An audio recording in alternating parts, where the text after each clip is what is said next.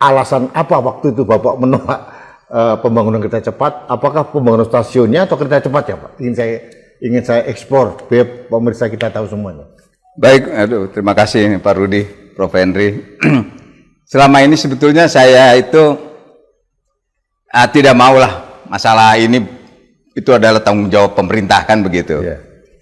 Tetapi ini harus saya sampaikan karena dari dulu saya tuh tunggu ya, bahwa yang menolak menggunakan APBN untuk mengatasi kerugian atau hutang dari kereta api cepat itu, ya, itu yang saya tunggu-tunggu adalah orang yang berbicara dari DPR harusnya, kan sebagai pengawasan anggaran kan begitu.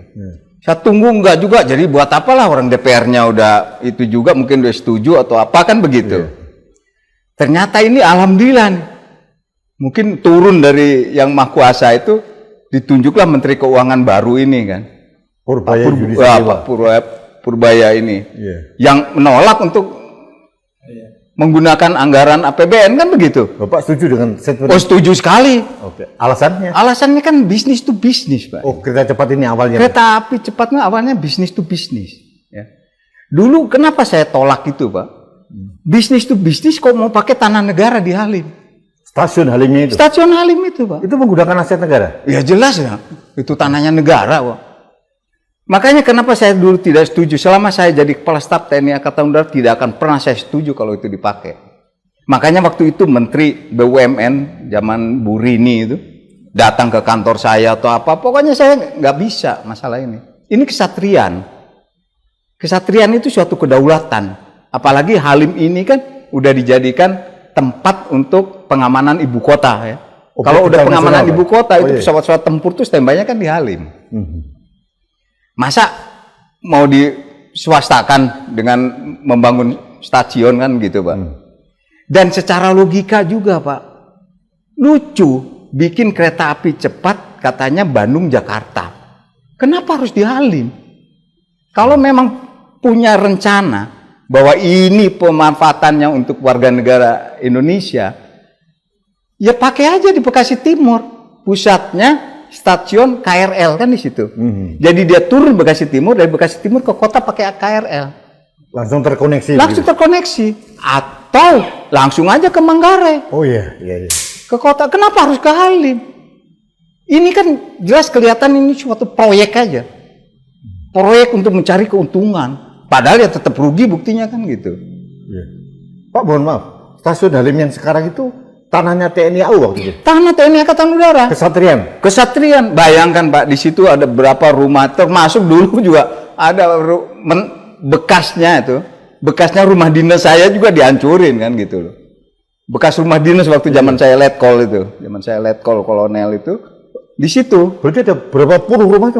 Wah, habis saya enggak saya hitung Pak, udah cukup luas itu Pak. Dan juga renovasi meswara baru direnovasi juga. Kena semua Pak.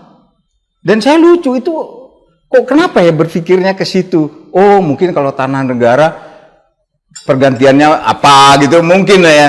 Itu ya saya sebenarnya nggak setuju lah Pak. Dan ini nggak strategis sebenarnya kereta api cepat itu apa sih strategis? Bapak tadi cerita itu kan KCIC itu kan bisnis to bisnis. Iya. Nah, kalau menggunakan aset negara, apakah negara menerima kompensasi uang atau apa dari proyek bisnis ini?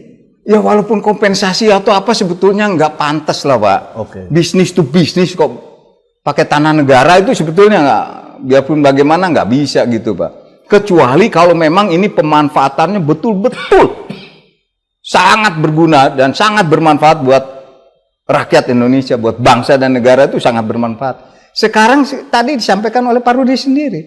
Manfaatnya apa sekarang? Manfaatnya apa? Tambah utang kan? Kerugian kan terus nih. Terus minta dibayar oleh APBN. Loh APBN emang utang siapa? Utang mbah-mbahnya mereka.